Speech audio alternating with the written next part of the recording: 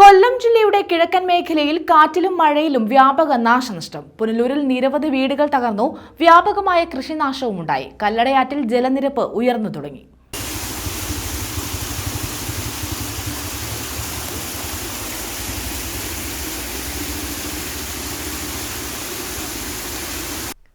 ശക്തമായ കാറ്റിലും മഴയിലും കിഴക്കൻ മേഖലയിൽ കനത്ത നാശനഷ്ടമാണ് ഉണ്ടായത്.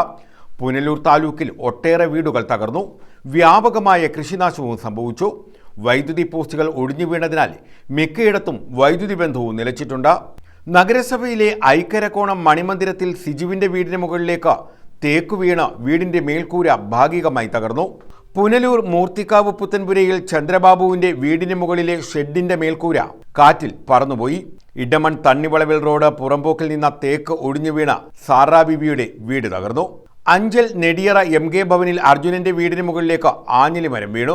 ചാലിയക്കര ചെറുതന്നൂർ കനാൽ റോഡിന് സമീപത്ത് താമസിക്കുന്ന ഓമനയുടെ വീടിന്റെ മേൽക്കൂര കാറ്റിൽ പറന്നുപോയി. ഓമനയെ സമീപത്തെ വീട്ടിലേക്ക് മാറ്റി താമസിപ്പിച്ചു.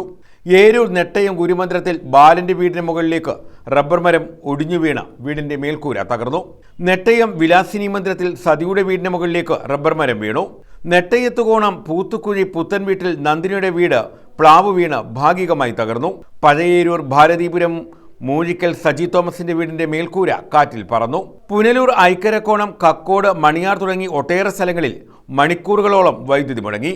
കല്ലടയാറ്റിൽ ജലനിരപ്പ് ഉയരാൻ തുടങ്ങിയിട്ടുള്ളത് തീരദേശവാസികളെ ആശങ്കയിലാഴ്ത്തിയിട്ടുണ്ട്.